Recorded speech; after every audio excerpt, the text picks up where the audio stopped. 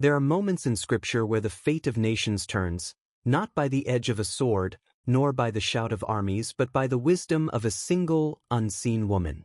Abigail appears only once in David's long story, yet in that brief flash, she stands between two kingdoms, the kingdom of Saul, which was dying, and the kingdom of David, which had not yet been born. It was a time of political wilderness. Saul, once anointed, was now tormented. David, newly anointed by Samuel, was hunted like prey.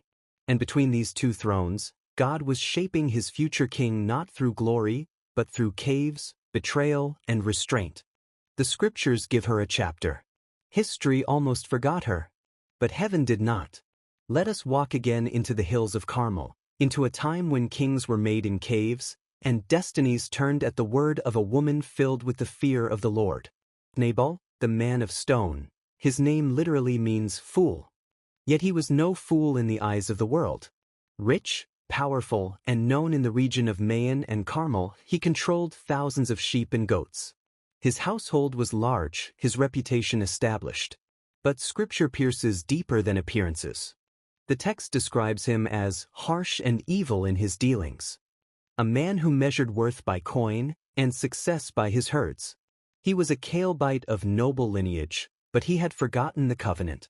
He no longer feared God, nor honored his prophets. He lived as if he were untouchable. Abigail was his opposite in every way. Where he was cruel, she was compassionate. Where he was blind, she saw. Their marriage, likely arranged, was not a union of love but of status. Yet Abigail did not submit to the spirit of her household. She quietly walked with God, and all the while she waited. She waited, not for escape, but for purpose. Many women would have chosen bitterness. Abigail chose watchfulness. Like Esther generations later, she understood that time and silence were sometimes God's tools. Until the day came when silence could no longer save. That day arrived when David, still a fugitive, sent 10 young men to Nabal during the feast of sheep shearing, a time of generosity and thanksgiving in Israel.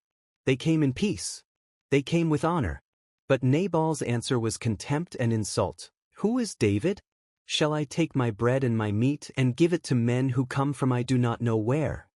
When David heard the words of Nabal, the wilderness king became a man of fire.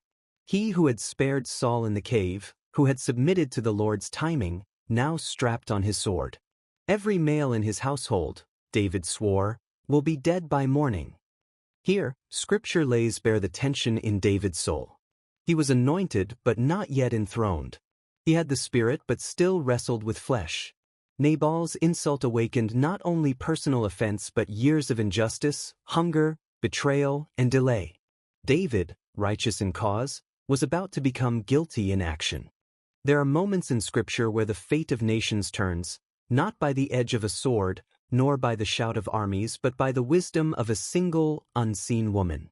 Abigail appears only once in David's long story, yet in that brief flash, she stands between two kingdoms, the kingdom of Saul, which was dying, and the kingdom of David, which had not yet been born. God had withheld the crown from David to prepare his heart. But now that heart raged. David, the shepherd warrior, was about to fail the test, not from weakness but from vengeance. He was ready to kill for honor, not for justice. He was about to write blood into the foundation of his kingdom. But the Lord who had withheld Saul's spear, now sent a woman, not a prophet, not a priest, but a woman to block the path of wrath. The servant who told Abigail did not merely report danger. He testified of David's righteousness. They were like a wall to us, he said, night and day. Abigail knew. She saw more than a coming slaughter. She saw a divine interruption. She acted swiftly, as only those trained in silence and wisdom can. She gathered bread, wine, figs, and roasted grain, symbols of covenant. She did not tell her husband. She saddled her donkey, and she rode toward an armed king. The road between Carmel and the wilderness twisted through ravines and dry riverbeds. There, at the turning of the valley, Abigail saw the dust rising. David and 400 men, swords at their sides, faces grim with holy fury. This was no mere band of rebels. These were warriors trained in exile, men forged by hunger, injustice, and the promise of a coming kingdom. She dismounted swiftly, alone and unarmed. The woman of wisdom fell to the ground, her face in the dust. "On me alone, my lord, be the guilt," she said. "No blame. No defense." She offered herself as substitute, foreshadowing, strikingly Christ-like. She bowed low not to flatter David's pride, but to reach the root of his wrath with humility. Then she spoke, not softly but prophetically, "The Lord will certainly make my lord a sure house, because you fight the battles of the Lord." Abigail reminded David of who he was, not a blood avenger, not a warlord, but a chosen one. "Let not my lord have on his conscience the burden of bloodshed, or of having avenged himself." In her words, there was theology. She invoked the Lord by his covenant name not once, but 7 times. She spoke not only to David's situation but to his soul. "When the Lord has dealt well with my lord, remember your servant." Her wisdom was not manipulation, it was anchored in the prophetic timeline of God. David stood silent. The sword in his hand was still, the fire in his eyes quenched. His response was not merely thanks, it was worship. "Blessed be the Lord who sent you this day. Blessed be your discernment." In that moment, David was saved, not from Nabal, but from himself. Abigail had turned the future king from becoming a killer. Abigail returned home at twilight. The air was thick with drunken laughter. Nabal sat in the midst of his feast, his heart merry with wine. A man completely unaware that death had passed so closely. He had offended a prophet, defied a warrior, and insulted the Lord's anointed, all while gorging himself on the fruit of others' labor. She did not speak that night. She waited until morning, until the wine had left him and his mind was sober. Then she told him all, how his folly nearly brought annihilation, how David's blade was halted only by her intervention, and how close the sword of the Lord had come to his neck. Nabal's heart turned to stone. Whether from terror or divine judgment, the text is clear. His heart died within him, and he became like a stone. 10 days later, the Lord struck him. Not by human hand, not by poison or blade, but by a silent decree from heaven. His life was required of him. This was no ordinary death. It was a judgment, just as with Pharaoh, just as with Uzzah, just as with Ananias and Sapphira. The Lord had vindicated his anointed and exalted his justice. David would not become king by blood, but by submission to divine timing. And Abigail's intervention was the hinge on which justice turned. David, upon hearing of Nabal's death, praised God, "Blessed be the Lord who has avenged the insult without my hand." Then he sent messengers, not for war, but for union. He asked Abigail to become his wife, not for her beauty, though it was great, but for her discernment, her strength, her spiritual clarity. The warrior king asked for the hand of the intercessor. When David's messengers came, Abigail did not hesitate.